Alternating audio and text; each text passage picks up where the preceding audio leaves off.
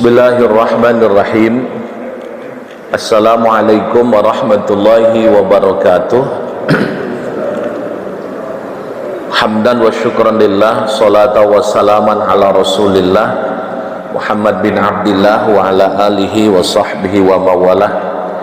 Asyhadu an la ilaha illallah wahdahu la syarikalah wa asyhadu anna sayyidana wa nabiyyana Muhammadan abduhu wa rasuluh alladzi la nabiyya ba'dah.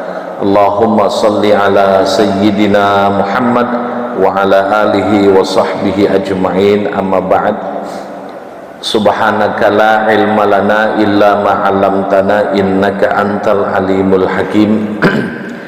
Bersyukur kehadirat Allah Subhanahu wa taala, izin Allah, ridha Allah, nikmat Allah, kita dapat berhadir bertemu kembali bersilaturahim di majelis ilmu pagi hari ini.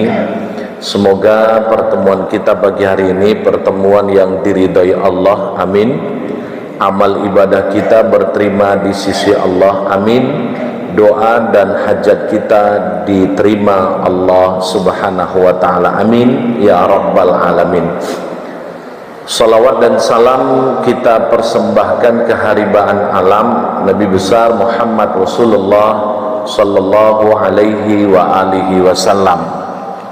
Bapak Ibu jemaah Masjid Raya Bani Umar yang dirahmati Allah, pada pagi hari ini kita masih melanjutkan membahas bab tolak atau bab perceraian. Pada bulan yang lalu sudah dijelaskan bahwa tolak itu, cerai itu ada, lafaz talak itu ada dua macam. Ada yang bersifat sharih, ada yang kedua bersifat kinayah.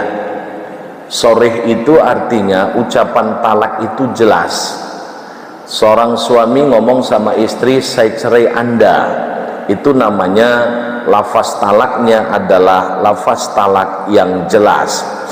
Ada yang kedua jenis lafaz talak yang tidak jelas, itu yang disebut dengan kinayah.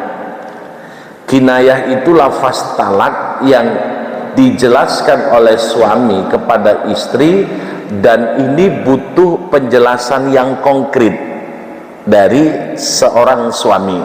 Makanya harus dipertanyakan apa maksud suami ngomong seperti itu. Yang sering kita dengar atau yang sering terucap suami ketika bahasa, saya pulangkan Anda ke rumah orang tua Anda, atau pulanglah kamu ke orang tuamu dulu. Nah, ini ucapan seperti ini harus dipertanyakan kepada sang suami, apa maksudnya.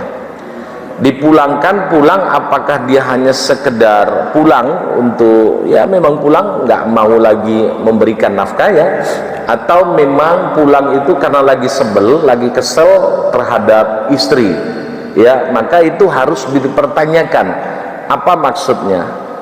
Jadi kalau nanti ditanyakan si istri kepada sang suami, apakah ini termasuk abang atau mas atau papa mau menceraikan saya? Oh tidak, berarti bukan. Bisa dipahami Pak ya. Jadi itu perbedaan antara lafaz cerai yang sharih dan kinayah. Ya.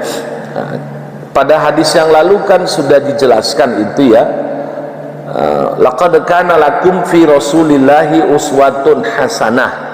Sesungguhnya hadis dari Ibnu Abbas ya, idza harrama imra'atahu laisa bisyai'in wa qala laqad kana lakum fi Rasulillahi uswatun hasanah. Hadis bersumber dari Ibnu Abbas. Beliau berkata, jika seorang suami berkata kepada istrinya, yaitu seorang suami mengharamkan terhadap istrinya sesuatu apapun, maka dia berkata sesungguhnya pada diri Rasul itu ada suri tauladan. Maksudnya Rasul nggak pernah melakukan itu ya, Rasul tidak pernah mengucapkan seperti itu talak yang disebut. Jadi kan ini kan termasuk lafaz talak yang kinayah ya, kuharamkan atasmu itu sesuatu apapun ya. Apa maksudnya ini? Maka oleh karena itu ini sebenarnya nggak boleh ya ataupun ini tidak pernah dicontohkan oleh Rasulullah Sallallahu Alaihi Wasallam, karena ada pada diri Rasul itu adalah suri tauladan yang baik gitu ya. Nah Bapak Ibu sekalian, oleh karena itu ini contohnya. Wali muslimin, dan hadis dari Imam Muslim, berarti rawahu Muslim, an Ibni Abbas ya, dari Ibnu Abbas, idza harrama rajul imra'atahu fahuwa yamin yukaffiruha, bahwa jika seorang suami mengharamkan terhadap istrinya sesuatu, maka dia adalah termasuk sumpah yang harus membayar kafarat kepadanya. Nah itu contoh-contoh yang berkaitan tentang talak. Kemudian di hadis selanjutnya, wa an Aisyah radhiyallahu taala anha annabnatahul hauni lamma udkhilat ala Rasulillah wa dana minha qalat a'udzu billah minka faqala laqad uzti bi azim alhiqi bi ahliki, rawahul Bukhari. Hadis bersumber dari Aisyah, semoga Allah meridhoinya, bahwa seorang anak perempuan al-haun ketika dia masuk terhadap Rasul, maka dia menceritakan, dia berkata, aku berlindung kepada Allah darimu ya. Seorang suami istri berkata, ya, a'udzubillah minka, aku berlindung pada Allah dari dirimu. Faqala laqad uzti bi'azim, maka dia berkata, sesungguhnya engkau berlindung dari hal yang besar. Alhiqi bi ahliki, kata sang suami, pulanglah kamu ke keluargamu. Nah ini kan termasuk ucapan lafaz tolak yang tidak jelas, maka harus dipertanyakan. Nah, jadi seorang ngadu ya, seorang perempuan, maka si suami ngomong, alhiqi bi ahliki, alhiqi, kembalilah engkau, bi ahliki, kepada keluargamu. Al hadis dalilun ala anna qaular rajul limraatihi alhiqi bi ahliki talaqun ya, li annahu lam yara annahu zada khairu dzalik fayakunu kinayah talaqun. Nah jadi seperti itu Bapak Ibu, jadi ini termasuk lafaz kinayah. Pulanglah kamu kepada keluargamu ya. Ini ucapan suami kepada istri ya. Motif atau sebab seorang suami mengucapkan seperti itu mungkin banyak motifnya. Lagi nggak punya uang belanja ya, atau lagi memang kesel, macam hal itu segala macam, maka seorang suami ngomong sama istrinya seperti itu. Oleh karena itu ini yang disebut dengan kinayah. Jadi memang tolak ini menjadi satu hal yang sangat penting dipahami, karena bagaimanapun tolak itu merupakan satu ucapan yang tidak boleh diperbuat main-main ataupun tidak boleh dimainkan. Pada hadis yang lalu sudah dijelaskan ada 3 ucapan yang tidak boleh dibuat main-main. Kalau diucapkan maka itu terjadi. Tolak, nikah, dan itak. Itak itu adalah memerdekakan hamba sahaya ya. Jadi kalau si tuannya, pemilik hamba sahaya tadi ngomong sama hamba sahayanya, you merdeka, bener nih tuan merdeka, enggak jadi, itu nggak boleh, itu terjadi, itu jadi merdeka dia. Jadi itu nggak boleh main-main. Ya, sama seorang laki, seorang laki kepada perempuan, saya nikah ya, seorang seorang suami ya, wali ngomong sama seorang laki, saya nikahkan anak saya kepada anda, saya terima. Itu jadi ya, walaupun mungkin main-main, tapi tidak boleh itu. Termasuk yang ketiga ucapan talak. Kuceraikan kau, betul bang, cerai, cocok juga. Nah, kata si istri kan, enggak jadi gitu ya, itu enggak boleh. Jadi itu tidak boleh dibuat main-main Bapak Ibu sekalian ya. Dia itu ucapan itu punya konsekuensi, punya akibat hukumnya. Kalau tidak diucapkan maka tidak terjadi, tapi karena diucapkan itu maka terjadi. Makanya ini harus hati-hati. Mungkin kalau bagi kita karena sudah orang tua enggak ya. Ini kan yang terjadi dinamika itu kepada ya keluarga-keluarga yang masih muda lah. Usia-usia pernikahan ya usia-usia 40 ya 30-an atau 25-an gitu. Kadang kalau berantem dikit-dikit ucapannya selalu kuceraikan kamu, ya kan? Ini kan anak-anak seperti itu kan sekarang udah ucapan yang biasa. Padahal itu tidak boleh. Itu hal yang punya konsekuensi hukum ya.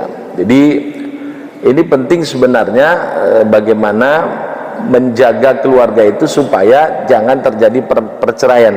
Saya sudah pernah jelaskan dan sering saya jelaskan bahwa asas dalam pernikahan dalam Islam itu menutup pintu perceraian. Asas awalnya, idealnya tidak terjadi perceraian. Nah, tapi terkadang perceraian itu juga menjadi solusi bagi rumah tangga yang sudah tidak bisa diakurkan kembali, didamaikan kembali, maka solusinya juga adalah perceraian. Nah, tapi asas pernikahan itu sebenarnya menutup perceraian, artinya menutup supaya tidak terjadi perceraian di antara suami dan istri. Nah, kita lanjutkan.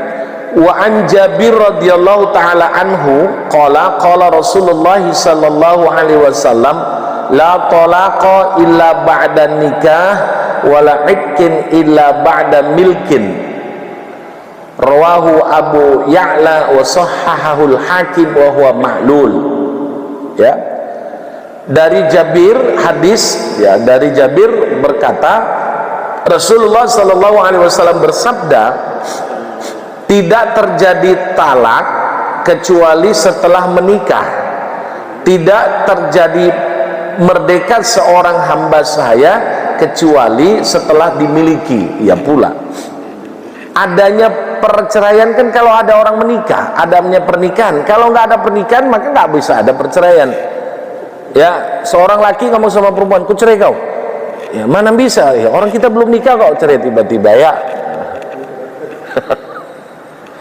Bisa seperti itu ya, mungkin orang yang aneh gitu ya. Kalau baru kalau baru khitbah, kalau baru tunangan itu belum nikah ya, karena dia hanya sekedar belum ada ucapan pernikahan ya. Makanya dengan adanya pernikahan itu, maka itu tadi perceraian disebabkan karena pernikahan. Nggak ada itu seorang suami laki sama perempuan, maaf, walaupun nggak ada sebenarnya pacaran, walaupun nggak ada itu ya, ngomong si laki ngomong sama perempuan, ku cerai kau ya. Ya itu nggak terjadi. Kenapa? Karena belum nikah ya. Nah, begitu juga seorang hamba sahaya dikategorikan hamba sahaya kalau sudah menjadi milik tuannya. Kalau belum menjadi milik tuannya nggak boleh, bukan nggak boleh, tidak ada istilah hamba sahaya ya. Si A ngomong sama si B, saya merdekakan anda. Jadi mana ceritanya merdeka, kan orang saya bukan milikmu ya. Jadi itulah yang disebut ada sebab dan akibat. Kalau nggak ada wudhu, itu nggak ada istilah batal wudhu. Kalau nggak ada sholat, kalau nggak ada kerja apa, kalau tidak sholat, maka tidak ada namanya membatalkan sholat. Ya, bapak duduk ngobrol berdua, maaf, buang angin. Batal wudhu bapak ya? Iya batal saya, padahal nggak ada wudhu. Aneh kan seperti itu. Jadi begitu juga orang yang berwudhu, setelah berwudhu maka ada istilah batal wudhu. Tidak ada istilah tahiyatul masjid kalau nggak masuk masjid. Bapak masuk warung kopi, duduk bapak, nggak ada itu tahiyatul masjid. Kenapa? Karena memang nggak ya, namanya nggak ada sebab akibat, kan aneh gitu. Jadi seperti itu. Tidak ada yang disebut dengan ihram haji dan ihram umroh ya, kalau nggak umroh dan haji ya. Ini kan itu tadi, karena sesuatu perbuatan itu ada sebab akibatnya ya. Jadi oleh karena itu bagi kita tidak ada perceraian kalau nggak ada nikah. Ya, saya ngomong sama perempuan, saya cerai Anda, loh emangnya lu suami gue, gitu istilahnya. Itu nggak ada. Kenapa? Karena nggak ada pernikahan. Begitu juga ini sistem perbudakan hamba saya dulu. Tidak ada seorang dikategorikan hamba saya sebelum menjadi milik sempurna daripada seseorang, begitu ya. Jadi itu tadi, tidak ada istilah batal wudhu kalau nggak berwudhu, tidak ada istilah tahiyatul masjid kalau nggak masuk masjid, tidak ada istilah tawaf kalau nggak di Ka'bah ya. Nah, mungkin kalau ada pun ya manasik haji lah atau manasik umroh ya kan, itu miniaturnya saja, latihannya. Jadi seperti itu Bapak Ibu sekalian, sehingga ini harus dipahami.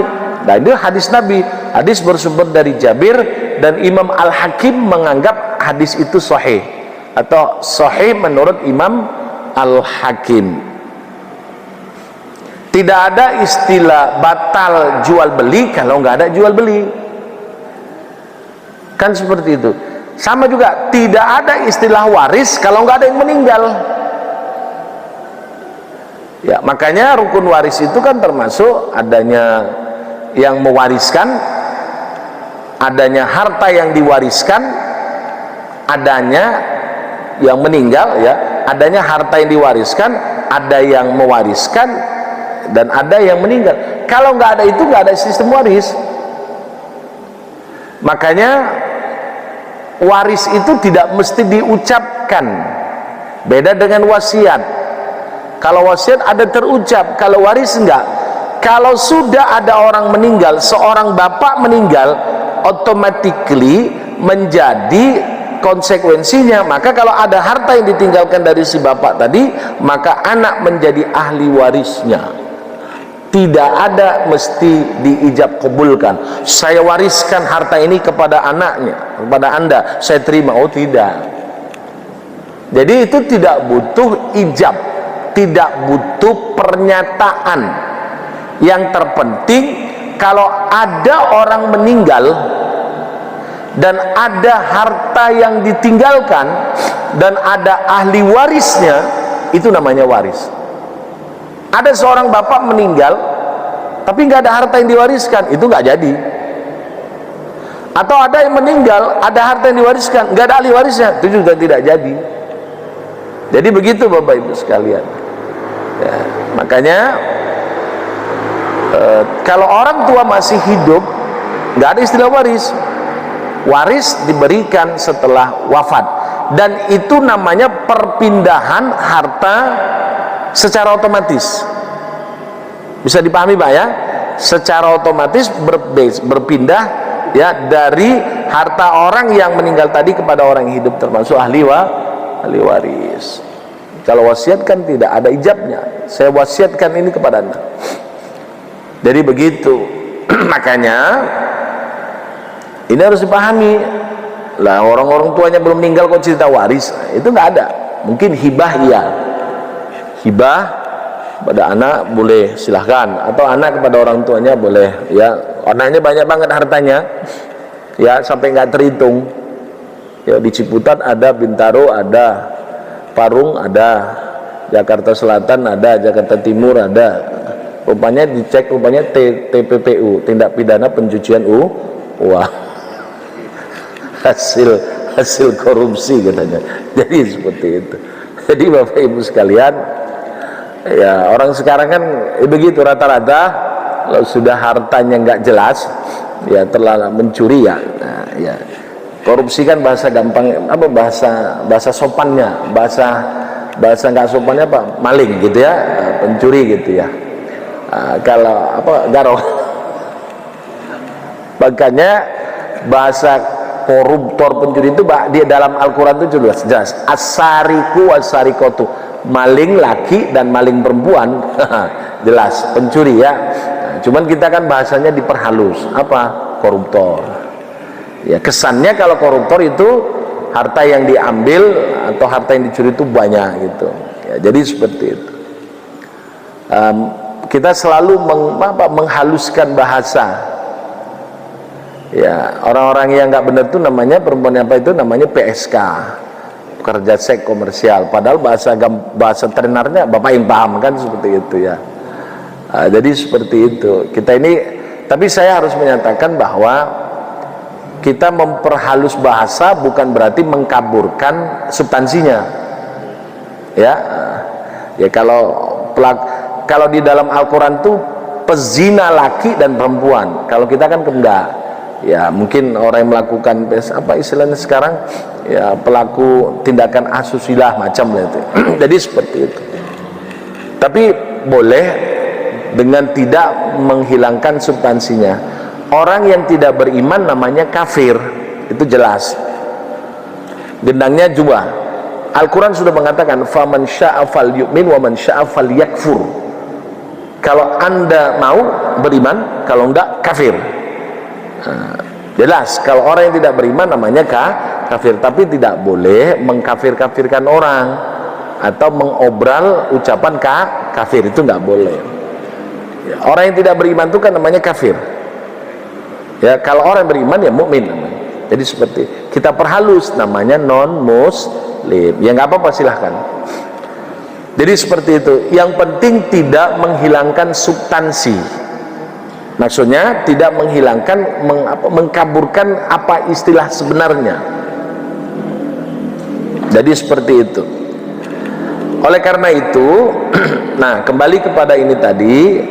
Jadi pernikahan, tolak itu harus ada perceraian, tolak harus ada pernikahan.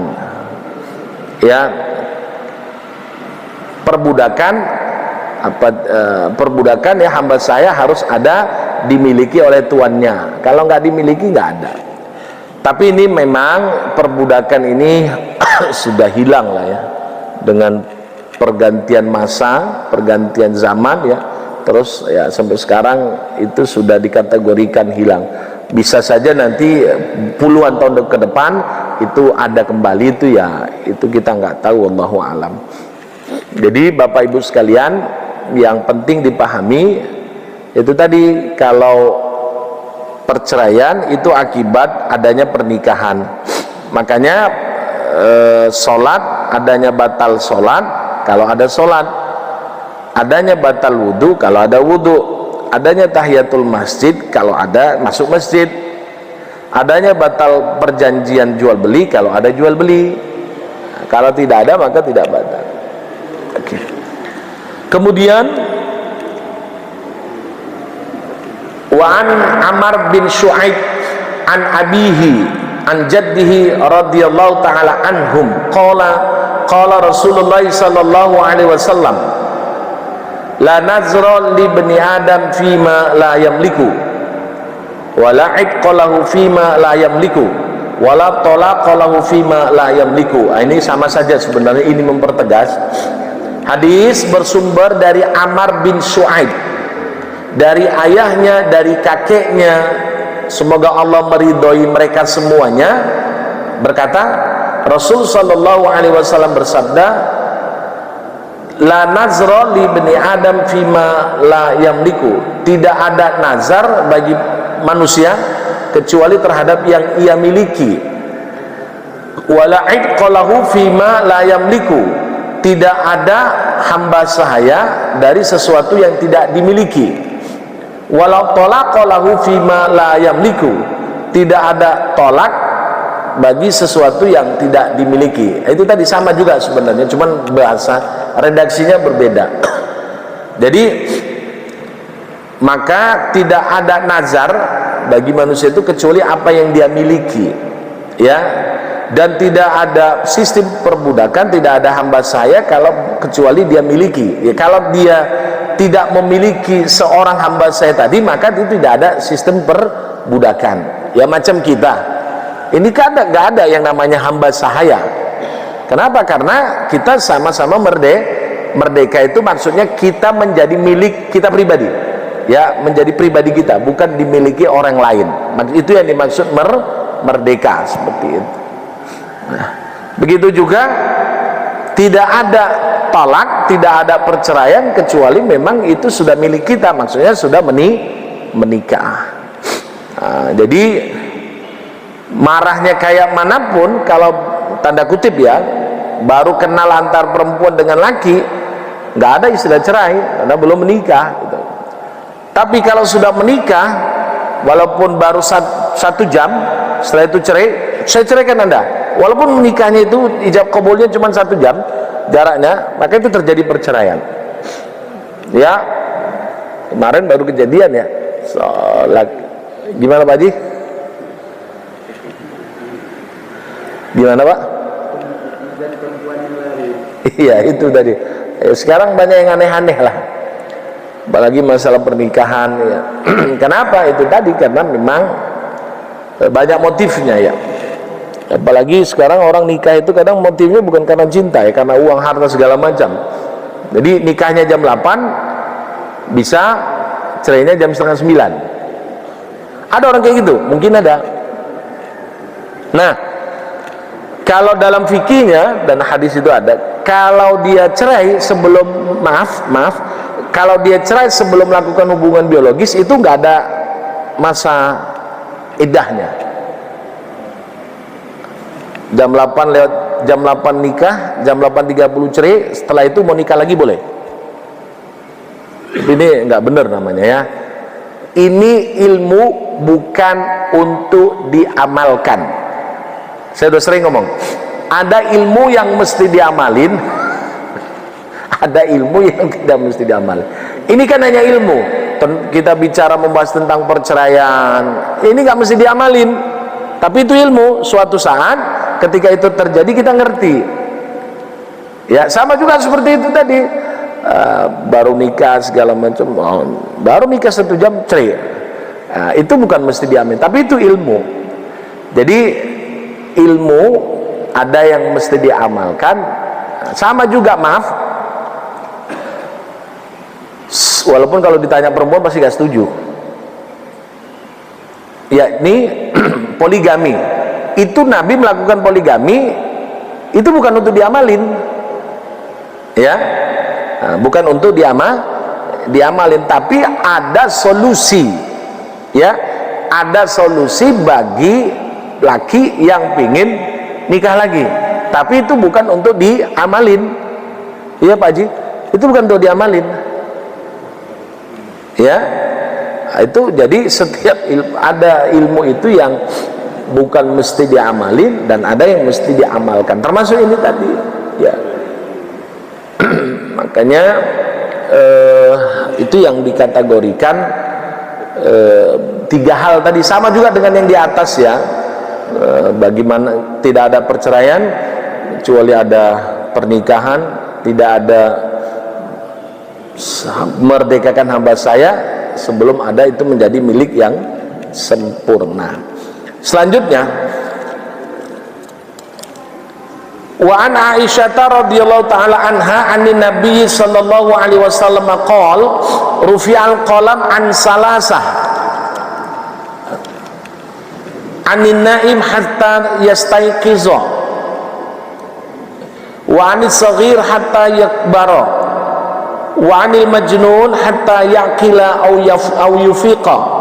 Rawahu Ahmad wal arba'ah ila Tirmidzi wa sahal Hakim wa akhrajahu Ibnu Hibban. Hadis bersumber dari Aisyah, semoga Allah meridhoinya, dari Nabi Muhammad sallallahu alaihi wasallam, beliau bersabda, rufi'al qalam an salasah. Kalau mau diartikan, diangkat pena, pulpen dari 3 macam. 1, dari orang yang tidur sampai dia bangun sadar. Yang kedua, dari anak kecil sampai dia besar. Yang ketiga, dari orang gila sampai dia berakal, maksudnya dia normal, atau auyufiqa, atau dia sembuh dari gilanya. 3 hal ini itu namanya rufi'al qalam an salasa. Itu tidak dihitung dosa, maksudnya seperti itu, tidak dicatat menjadi dosa pada 3 hal. 1, orang yang tidur sampai dia bangun. Jadi apapun yang dilakukan oleh orang tidur tapi betul-betul tidur, itu tidak dihitung dosa. Orang tidur mimpi ngomongin entah apa-apa gitu, nah itu tidak dihitung sebagai dosa. Contoh, walaupun belum pernah kejadian mungkin ya, lagi tidur dia membunuh orang, setelah selesai membunuh dia sadar, tapi ini enggak, ini itu tadi, ini ilmu tapi bukan untuk diamalin ya, karena orang yang tidur itu tidak dibebani hukum. Termasuklah kalau orang sakit seperti koma, beberapa hari dia koma tidak sholat, maka itu tidak berdosa ya, karena juga dia tidur yang di luar nalarnya. Jadi orang tidur itu kan akalnya nggak waras itu ya, orang tidur itu hampir sama dengan mati. Makanya setelah bangun tidur kita dianjurkan baca doa. Apa doanya? Alhamdulillahilladzi ahyana ba'dama amatana wa ilaihin nusyur. Apa artinya? Segala puji bagi Allah ahyana, yang sudah menghidupkan kami, ba'dama amatana, setelah mematikan kami, mematikan kita, wa ilaihin nusyur, dan kepadanya kita kembali. Maka sebenarnya orang yang tidur itu sama dengan orang mati. Kenapa kita bangun lagi? Karena ruhnya itu dikembalikan oleh Allah. Kalau orang yang tidur sehingga keterusan sampai mati sampai wafat, itu tadi ruhnya tidak dikembalikan oleh Allah. Jadi bangun tidur itu makanya disunahkan baca doa itu. Makanya sebelum tidur baca doanya apa? Bismikallahumma ahya wa amut. Intinya akidahnya Allah lah yang menghidupkan dan yang mematikan ya, cuman secara syariahnya itu bisa melalui beberapa peristiwa. Sakit, setelah sakit mati. Sebenarnya matinya itu bukan karena sakitnya ya, makanya firman Allah, idza jaa ajalum la yastaqdimuna wa la yastakhirun. Saatan, satu menit, satu saat saja, kalau sudah ajal tidak bisa maju dan tidak bisa mundur. Jadi sebabnya itu sakit, tapi pada esensinya bukan karena sakitnya, tapi karena sudah ketentuan Allah. Sama juga yang mengenyangkan itu nasi. Ada nasi nanti Pak ya, ada sarapan ya contoh. Yang mengenyangkan itu nasi atau Allah? Allah. Yang membuat kita nggak haus lagi, hilang dahaga, air minum atau Allah? Allah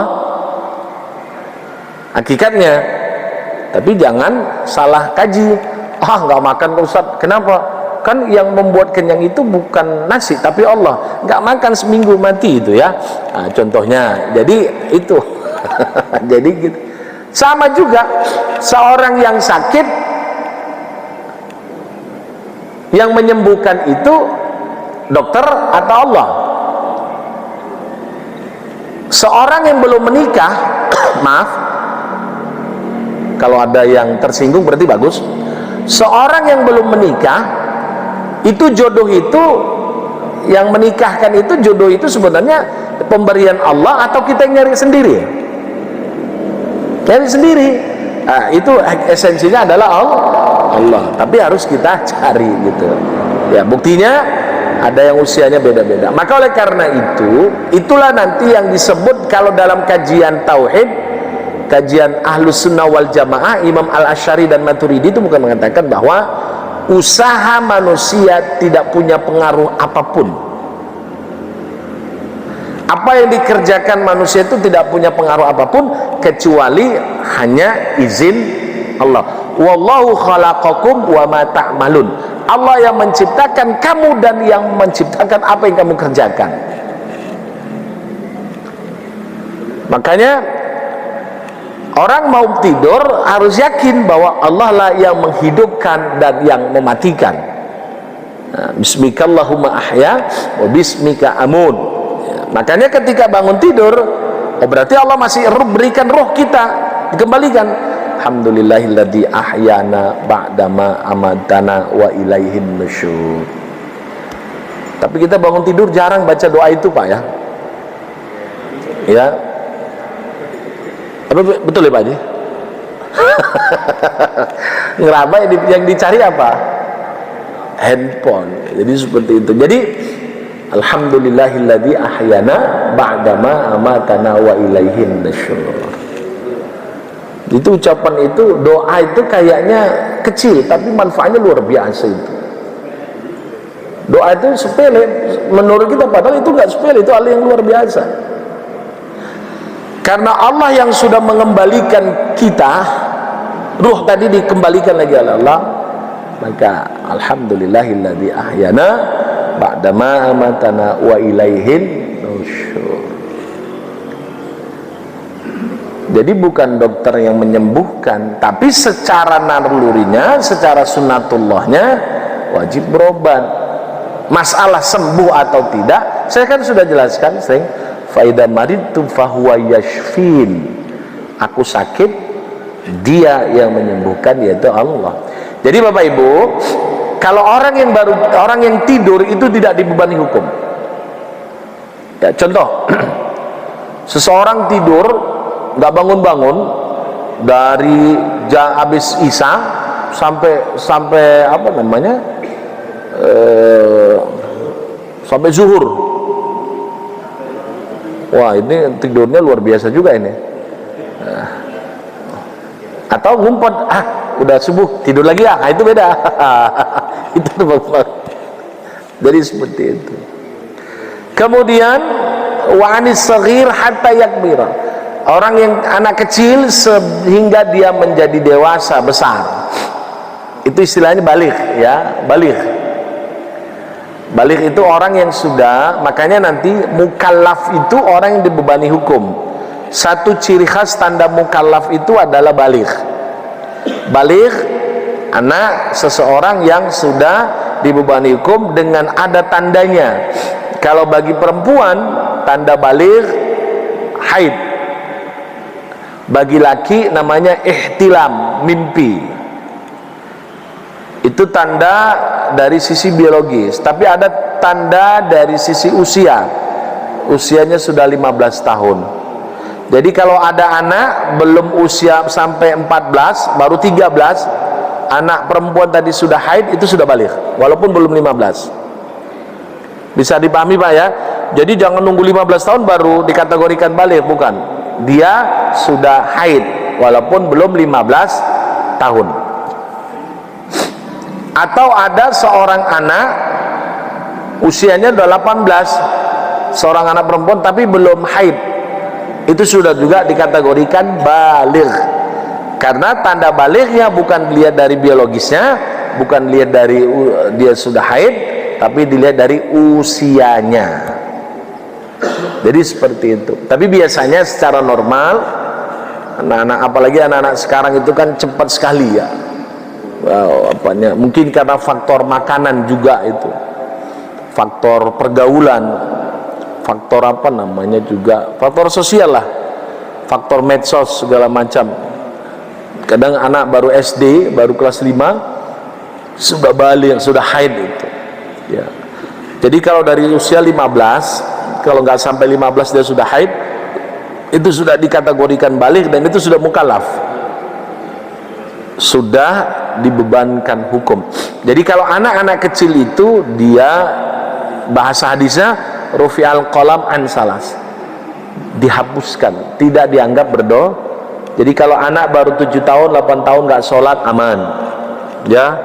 10 tahun tadi belum baligh, ya, aman. Tapi kalau sudah baligh, nggak aman, harus diperintahkan.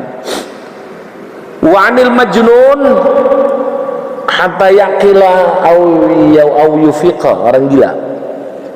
Tapi jangan pula nanti kalau diperiksa KPK gila, pura-pura gila, itu lain lagi ceritanya. Nah, sakit, ya kan? Nah, modus lah, modus. Ya, banyak itu kejadian. Ya, Kalau sudah ada panggilan sama Bareskrim, mulailah dia sakit. Ya macam itu ya. Itu sakit dibuat-buat namanya. itu modus saja itu.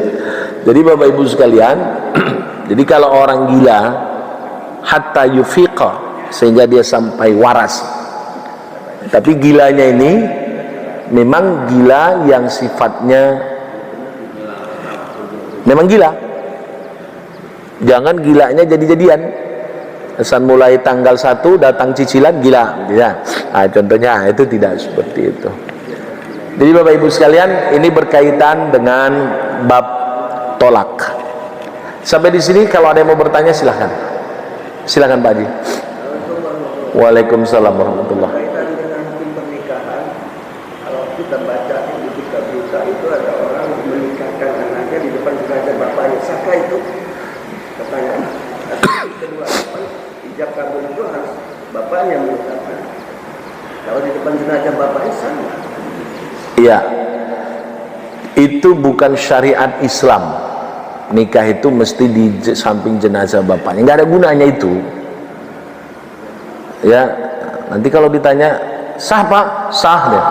Ya, hidup lagi kan repot juga kan. Ya sudah, kuburin aja. Kalau orang yang sudah mati, ya sudah selesai lah itu, udah wafat. Nah, makanya itu Islam nggak? Itu bukan tradisi Islam, bukan hanya tradisi-tradisi aja itu. Ya makanya kalau seandainya pun hak wali itu kan bapak punya hak wali mujibir namanya. Jadi kalau bapaknya sudah meninggal, maka walinya bukan bapaknya lagi. Ke atas dulu, pamannya, uak. Kalau nggak ada ke bawah. Kalau nggak ada nyamping. Kalau nggak nanti Pak Haji yang nikahkan ya. Ya nikahkan, jangan nikahin ya. Nah, jadi seperti itu. Jadi gitu Pak ya. Banyak itu. Mungkin karena sayangnya sama bapaknya gitu. Biarlah bapak nanti menjadi saksi walaupun bapakmu sudah meninggal. Itu konyol namanya. Kasihan orang tuanya, sudah dikuburin aja lah. Doakan orang tua kita. Udah itu yang baik. Itu yang namanya anak sayang sama orang. Itu nggak mestilah apa ijab kabul di samping jenazah orang tua. Itu manfaatnya apa Pak? Supaya apa Pak? Kalau ya gitu, supaya apa Pak? Ya supaya viral ya, supaya likes dan subscribe ya. Nah itu dia. Jadi gitu Pak Haji ya. Ada lagi yang mau ditanyakan? Silakan Pak. Waalaikumsalam warahmatullahi.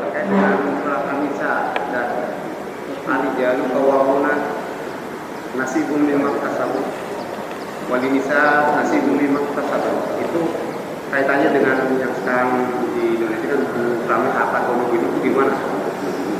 Ya, harta gono gini itu adalah akomodasi hukum keluarga Islam, dan dasar hukumnya adalah surah Nisa, lirijali nasibum mimma kasabu walin nisa'i nasibum mimma kasaban.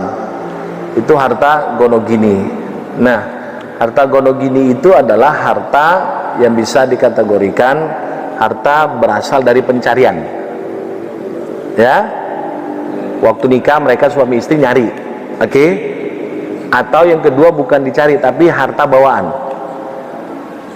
Harta bawaan dan disepakati itu menjadi harta gono gini. Itu syariat Islamnya ada. Berapa bagiannya itu menurut kesepakatan saja. Menurut kesepakatan dari suami dan istri. Boleh separuh atau boleh bagi dua, itu nggak masalah. Oke? Dan harta gono gini itu bisa dibuat namanya perjanjian perkawinan. Ya kalau nggak ada perjanjian perkawinan, itu juga secara otomatis bisa juga dikategorikan harta gono gini. Jadi harta gono gini itu bisa harta disama-sama cari waktu pas menikah, nyari mereka. Suaminya bupati, istrinya camat contohnya ya. Wah itu keren juga itu ya. Nah itu boleh harta gono gini. Atau harta bawaan dari istri atau dari suami dibuat dalam perjanjian pernikahan. Harta bawaan gini kita nanti bagi sama. Jadi itu yang disebut dengan harta gonogini. Ada dalilnya, ada. Itu dia firman Allah. Kemudian berkaitan ar-rijalu qawwamuna 'alan nisa. Lelaki pemimpin perempuan. Maksudnya di situ adalah lelaki itu harus mengayomi istri. Ya, makanya suami itu adalah kepala keluarga, tapi bukan bertindak sewenang-wenang. Saya pemimpin keluarga, kepala keluarga. Itu nggak boleh. Kalau sudah itu kan munculnya egosentris. Justru kalau kita sebagai suami ngayomi apa perempuan dulu sayang. Ngayomi bahwa apapun keperluan istri, suami siap. Jadi begitu, menunjukkan kita sebagai lelaki itu punya tanggung jawab. Bukan menunjukkan kita superiornya. Aku laki kok. Nah, jangan seperti itu. Gitu Pak ya. Nah, jadi begitu. Silakan Pak. Waalaikumsalam warahmatullah. Ijab kabul yang ada di sinetron. Ya, ijab kabul yang ada di sinetron. Biasanya itu kalau di sinetron itu bukan atas namanya. Ya, itu disamarkan. Walinya pun dia bukan wali. Ya kan, saya ini saya terima. Kalau memang dia betul-betul itu sesuai, maka itu dikategorikan sah pernikahannya. Biasanya itu nanti kalau di sinetron itu biasanya samarannya kan gitu, tidak memakai. Jadi pun seandainya paling tidak bukan namanya, ya. Juga makanya kalau dalam sinetron itu biasanya kalau laki sama perempuan itu suami dia berperan sebagai suami istri, itu jangan sampai betul-betul suami istri, perceraian jadi itu. Jadi baik di sinetron maupun apapun namanya, yang namanya ijab qabul pernikahan tidak boleh dibuat main-main. Kalau dibuat main-main itu terjadi. Nah, contoh begini, seorang suami istri keluarga, suami istri berperan dalam satu film, ya berperannya sebagai suami istri. Judul filmnya di situ ada satu adegan si suami menceraikan istrinya. Saya ceraikan Anda, itu jadi. Nah, ya, tapi biasanya pun artis-artisnya juga tahu, ya. Ini kan artis juga tahu dan biasanya sutradara juga tahu itu. Jadi seperti itu Pak ya. Ada rencana mau main film Pak?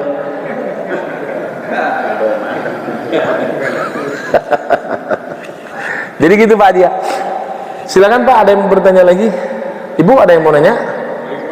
Silakan Pak. Waalaikumsalam. Ini masalah ijab kabul wakaf apa menurut catat bagaimana? Oh ya. Tetap bagaimana ijab qabul wakaf itu harus dicatat supaya apa? Supaya tidak terjadi gugatan di belakangan hari. Makanya lihat nanti Pak, undang-undang wakaf tahun 2004, wakaf itu harus ada nazirnya. Nazir yang mengelola wakaf, ada wakif, ada yang berwakaf, ada mauquf, ada yang diwakafkan, mauquf alaih, ada yang diwakafkan. Jadi harus ada hitam di atas putih. Nah, makanya kalaupun itu wakaf dulu tapi belum dicatat, maka bisa didaftarkan. Bisa didaftarkan, yang penting harus ada yang berwakaf, siapa? Ada penerima wakafnya, siapa? Ada nazir wakafnya. Justru itu dalam rangka antisipasi supaya wakaf jangan terjadi gugatan di belakangan hari. Jadi seperti itu. Saya ingin mengatakan justru Islam itu dalam prinsip seperti ini menutup kemungkinan terjadinya hal-hal yang tidak diinginkan. Dalam Al-Quran dijelaskan, ya ayyuhalladzina amanu idza tadayantum bidainin ila ajalin musamma faktubuh.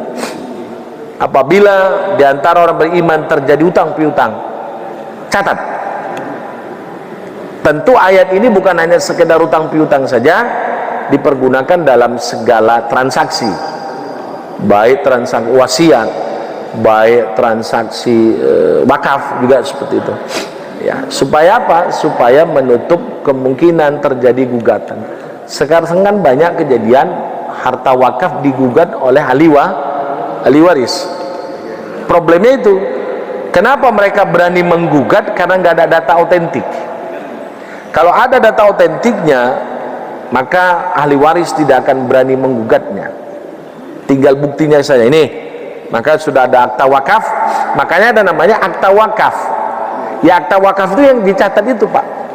Kalau nggak dicatat, lo ini udah kejadian, Ustaz. Wakafnya udah beberapa tahun yang lalu, tapi belum dicatat. Maka segera itu daftarkan, ya, daftarkan ke kantor Kementerian Agama, ke KUA juga bisa. Nah, nanti biar dicatat di situ. Jadi supaya tidak ada gugatan di belakangan, begitu, Pak, ya. Ada lagi? Cukup? Sudah waktu syuruk belum?